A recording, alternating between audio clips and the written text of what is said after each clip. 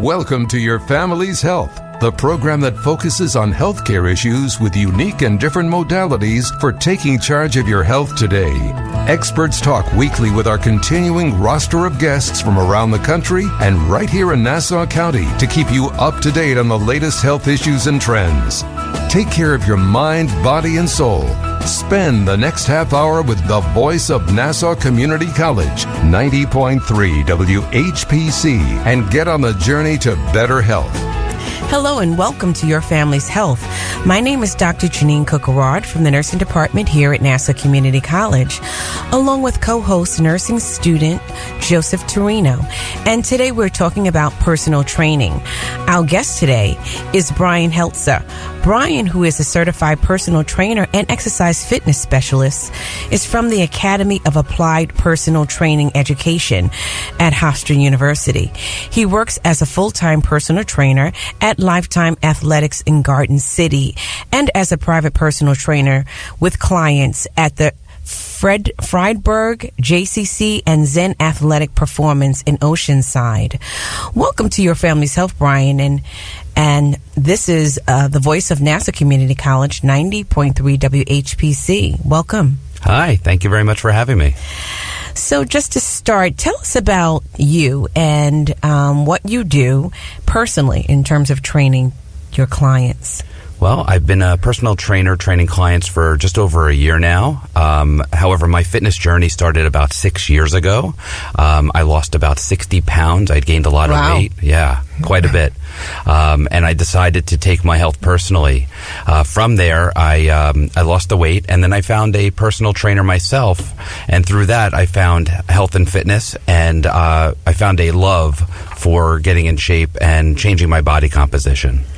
Do you have to be get any particular certification as a personal trainer? What is the criteria there? In order to work as a personal trainer working with clients, you have to have some type of certification from a governing organization. I happen to have one from the Academy of Applied Personal Training Education and Hofstra University, but there are a number of other certifying organizations out in the United States right now.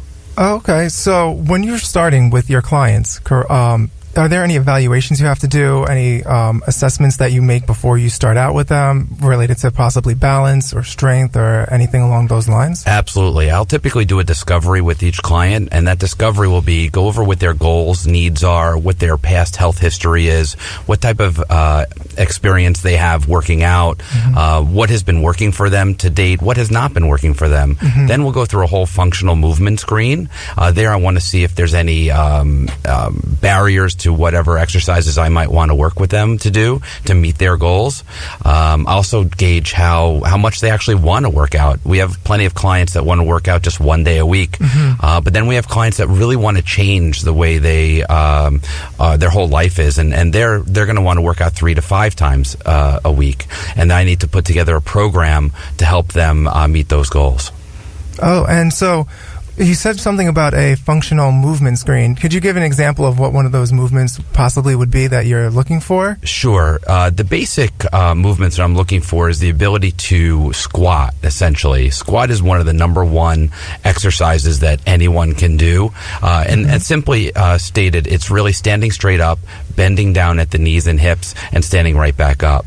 And I want to see if they can do that easily, with good range of motion. And then that's one. Another one would be simply trying to do some type of step up.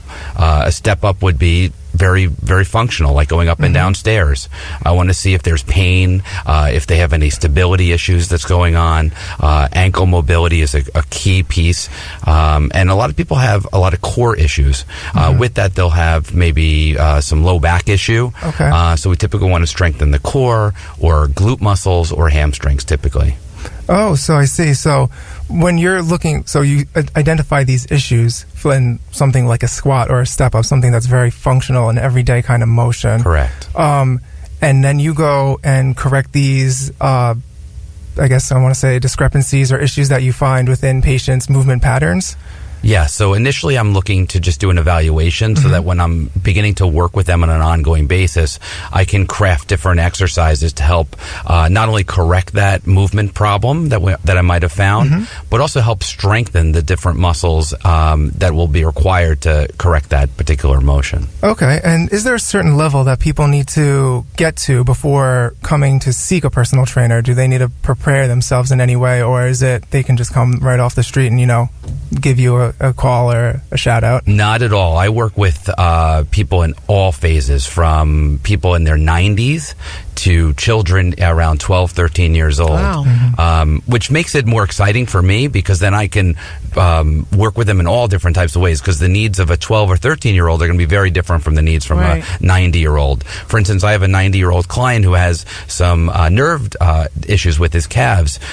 So we work on a medical device, actually, that helps to stimulate the nerve growth, or regrowth, I should say, in his calves, to help him be able to just go up and down on his toes, believe it or not. So there's really never a contraindication for personal training. It's really tailored for the individual person. And that's why it's called personal training. Okay. Yes, exactly. Okay. So I'm thinking for those that want to seek you out who may have chronic illnesses and, may be concerned that they can't keep up.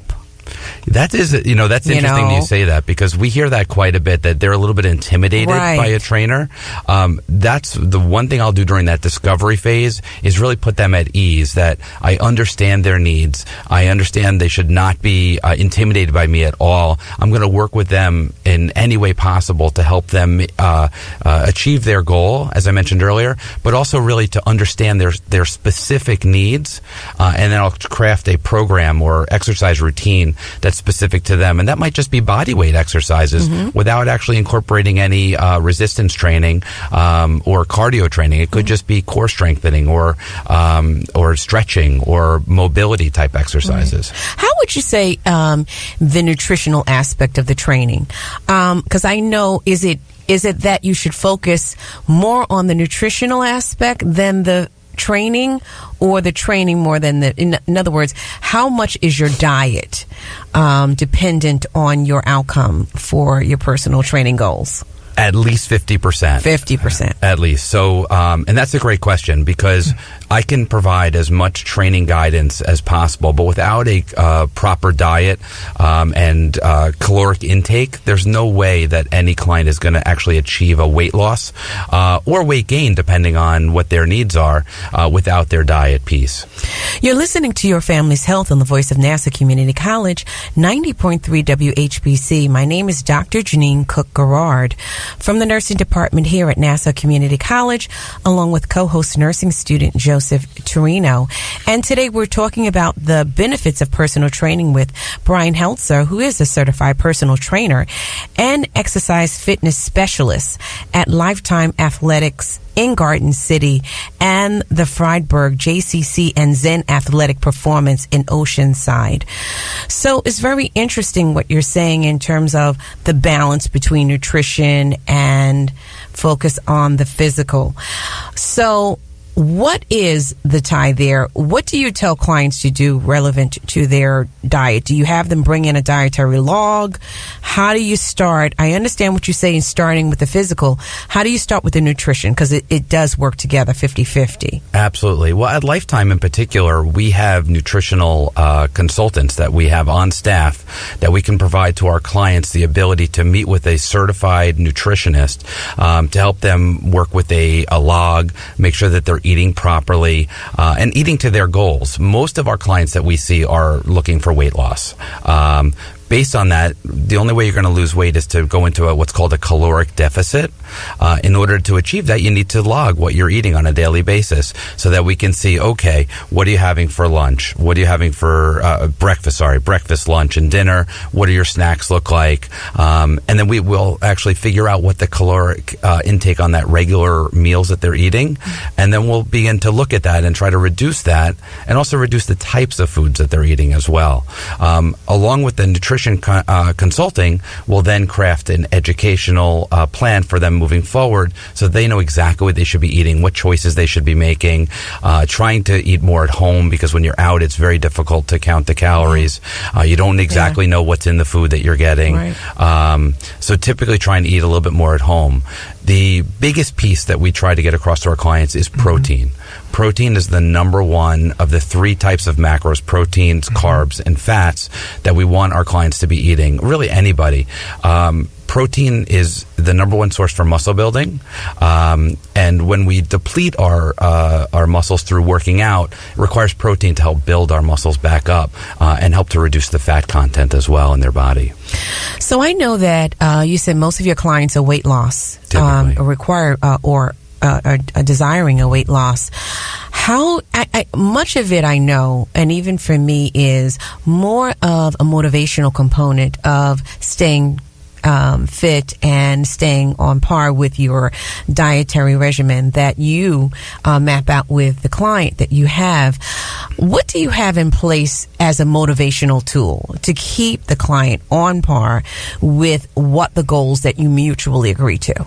Well, typically when a client will hire a personal trainer, they're looking for that motivation. They're looking for the ability for someone to hold them accountable each day or each week that they're going to come and see that personal trainer. Typically when they're working out on their own, they're not really having that specific motivation or accountability that they would be having from an outside source or an expert, so to speak. So typically with my clients, I'll hold them accountable to ask them, what did they eat today? What have they been doing since they saw me last time in terms of exercise? Have they just been sitting on the couch and doing nothing? Have they not come to the gym? I will provide programming for my clients for days that they're not seeing me. Right. Did they follow that program that I gave them?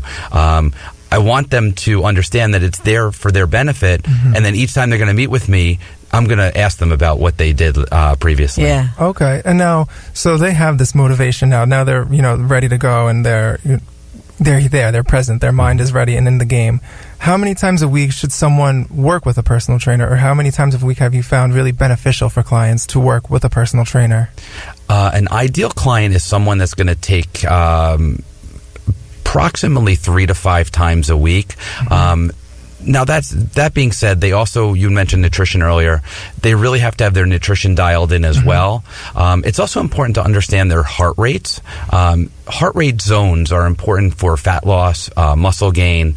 So doing something like metabolic testing is something that we definitely encourage our clients to do, because a lot of our clients like to just spend hours on a treadmill and they don't really know if they're doing anything. Right. They're sort of just moving. Cardio. Which is okay, but it's not going to if they have a specific goal in mind, we want to know their heart rate zone for their fat burning, so that when they're on that machine, they're able to say, okay, I need to go a certain speed for a certain amount of time, and then I need to reduce it, and then I need to start again. Rather than going that steady state cardio where they're going the same speed the whole time, they're really not going to achieve any goal. Wow. From a strength training perspective, if they want to gain muscle and lose weight, we're looking at about 3 times a week typically.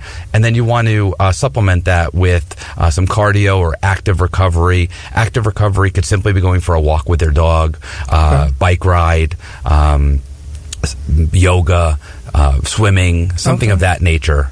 So what does a session with you look like? What does it entail? Because I know you mentioned some cardio. There's also, it's very goal dependent as well. But what would you find your typical workout session looks like? Okay, great question. So typically I'll start my clients with some type of warm-up. The warm-up will be either maybe on a treadmill or a rowing machine, something to get their heart rate up a little bit. I mentioned step-ups earlier. That's a great way to get started. It raises the heart rate, but also builds a little bit of muscle at the same time. And then we'll go through a mobility drill. Mobility is going to be ways to activate the core, prepare their body for lifting some type of weight or doing some type of resistance training. From there, we'll go through some exercises. We'll typically have a primary exercise of the day. Primary exercise is going to be a squat typically, or a deadlift or a hip hinge, a chest press of some sort, and some type of pulling motion. Those 4 exercises are the primary exercises that everybody should be doing. And typically I'll space them out in a weekly basis, where we'll do squatting one day, maybe on a Monday, and deadlift or hip hinge will be on a Friday, and in between we'll be doing the push and pulls to maximize, since they work similar muscles, you want to maximize the amount of recovery in between. Let's take a quick break.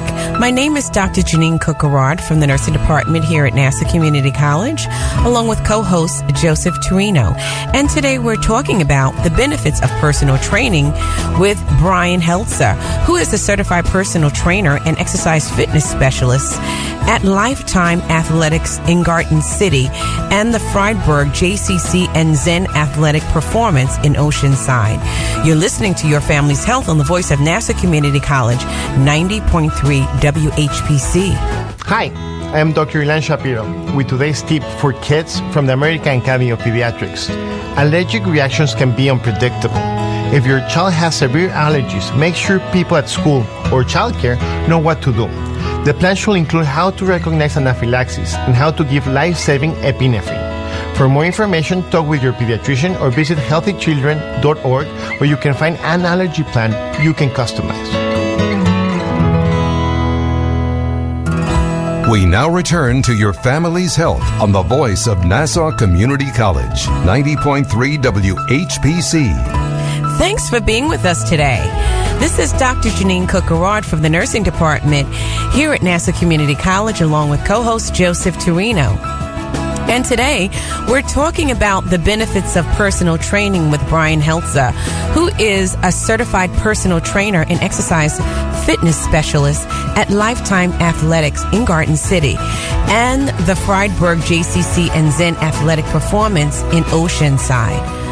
So we were talking about the typical session. There was some more you wanted to say about your general workout plans you have for your clients. Yes. So I was saying that we typically have a primary exercise of the day, whether that be a squat or a deadlift, a hip hinge, deadlift or hip hinge, and a push or pull motion. But typically we'll have a number of accessory exercises to support those motions as well.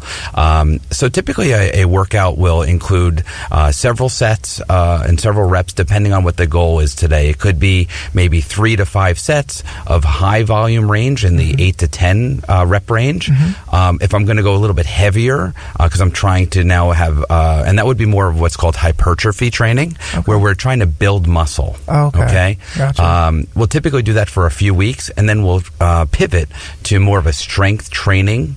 When we do strength training, we're going to then reduce the amount of reps per set and lift heavier weights at that point. Now we're going to be expressing the muscle we've already built to now build more strength. So typically a month will look like hypertrophy, and then move into strength training, and then we'll build off of that and do the next month. We'll flip the switch again. Okay, so you actually make a distinction between muscle building and strength training. In terms of your sets and reps. That's really fascinating. Absolutely. And again, a general gym goer who's not working with a personal trainer would have no idea what that means. Yeah, absolutely. I know nothing about what you just said. I'm just excluded from this. Right. So a typical gym goer will simply do the same thing, typically what we see all the time. They'll do 3 to 5 sets, 8 to 10 reps, and they're constantly trying to build muscle. The problem with that is that they're never going to proceed to the next level, which is to really build a lot of strength and then build more muscle on the new strength that they've gained. And that's what a personal trainer really can help them with. Okay. And now, I know there's things that you can do outside of your typical session because, you can only have so much time with your clients. Your time is limited. What are, types of goals and things that you teach your clients to do on their own outside of your sessions? Right. So exactly. Not every client is willing to work with me 3 to 5 times a week. It would be kind of expensive to do that. However, wow, you must be pricey. But I can provide a program for them on the days that they're not meeting with me. That'll give them that full-rounded exercise regimen that they need. Typically, we'll have, like I said, the 3 to 5 day exercise routine, and on those other days that they're not working with me, they'll be following the program, and then I'll be checking in with them either once a week or twice a week, however many times that they're working with me. But again, those could be those other exercises that we talked about: bike riding, walking the dog, swimming, yoga, but also doing strength training on those other days that they're not working with me as well. So it's like I said, if I do squatting with them on one day, maybe they're going to do bench press on their own, or possibly they'll be doing shoulders or back, or some other type of exercise in the program, not with me. And then we'll check in and see how they're doing. They also might have a question. Maybe they're worried about their form on one of those exercises, and I'm happy to show them, or at least evaluate how their form is. Yeah. So we kind of alluded to this. What is the cost? What is the price point for a personal trainer? It definitely varies. How much for you? I'm too expensive. No, I'm just kidding. So it depends where I work. Truthfully, Lifetime Athletic is one of the higher end gold standards in the industry. Our rates range from anywhere from $120 a session to $150 a session. And how long is the session? Well, typically 1 hour. 1 hour. But we do small group training. We do 2-on-1, 3-on-1 type training, as well as 1-on-1 training.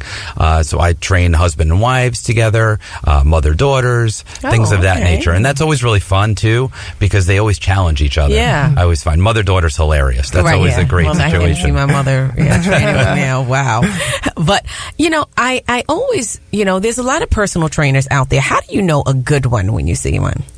A good one is someone that's not going to provide a cookie cutter style program. It's someone that's going to actually get to know the client, understand their goals, and be able to put together a program that's specific to their needs. If you were in a gym and you saw a trainer working with a client and it looks like they're just going through the motions, doing the same thing with each of their clients, I would say that's something that I would strictly not look to work with that trainer. Actually, when I was first looking for a trainer myself, I evaluated the trainers in the gym. I was looking for someone that took the time to understand their clients and provide a specific program. Also, personality-wise, I wasn't looking for a drill sergeant. I was looking for someone that is really going to be there and be very helpful, but also give you soft pushing, so to speak. Now, let me ask you this. Should personal trainers be fit themselves? I mean, because I see a lot of personal trainers that may be a little bit overweight themselves. Does that really dictate whether they're good or bad, how they look? I mean, you look great. I'm not reflective because you look perfect. Thank you. I wasn't sure where you're going with that. No, because I see a lot of personal trainers in the gym, and some of which are, overweight. Does that mean that they're a bad personal trainer? I would say no. Okay. All right. So it doesn't really mean that. It doesn't, but I would say the body composition of the personal trainer is something that you're going to see right away. It's going to be your first evaluation of them. And if they're overweight, I would typically think a client might think twice about working with that client, with that trainer rather. That being said, they're certified for a reason. They went through the education. Why they're overweight at this point, I don't know. Right. Maybe they don't have their diet checked in. Maybe they're a power lifter and they don't mind having extra bulk on them, but they can lift quite a bit of weight. But I agree. I think most of the trainers typically are into fitness themselves. They work out quite a bit, and they will also maintain a pretty solid body composition. Okay, yeah. And so, again, you can't judge a book by its cover. Like you said, they have the knowledge there, they have that. But motivation can be an issue, even for personal trainers themselves. Do you have any ways or tips or kind of insights on keeping yourself motivated for exercising, be it with a personal trainer, on your own, or as a trainer? What it comes down to is personal mindset. It's important for each person that's going to work out, whether it be a trainer or the individual gym goer, that they be dedicated to what they're doing. And what I typically find is that when they start to see results, a little bit of weight loss, a little bit of muscle gain, maybe their weightlifting numbers are starting to go up a little bit higher, it becomes infectious. And from there, they want to see what they can do next. How can they improve better? You talk about motivational quotes. Tell me about that. I love to do a motivational quote. So on my Instagram feed, I'll constantly be posting different types of ways to get people to think differently, or how their mindset. I really like mindset, because mindset is so important. It is. Without tremendous. that, when you're lifting some crazy heavy amount of weight, if you're not focused on that weight's going to crush you. Yeah. So you have to have the mindset that I want to achieve this. Give me an example of one. So outside the gym, there's a ton of pressure. You have kids, you have school, you have work, you have, maybe your boss is coming down. But when you're in the gym, you don't have to think about any of that. Right. Just think about lifting. Just think about moving forward, getting better. What do you think about music while you're working out? That's an interesting question.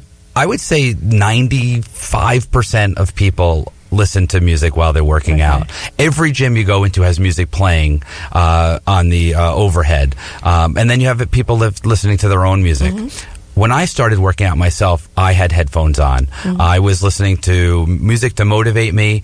About 5 years ago, though, I switched. I took the headphones out, and I started to be more in the moment. I wanted to focus on what I was doing, and I felt like the music was taking away from the focus that I was actually trying to achieve.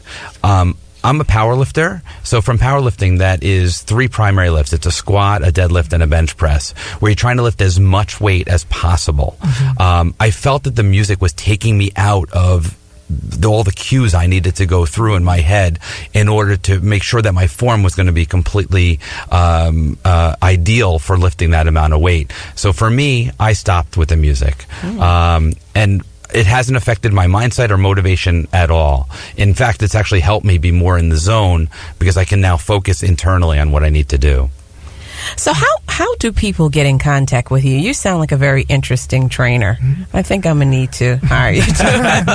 Be happy to work with you.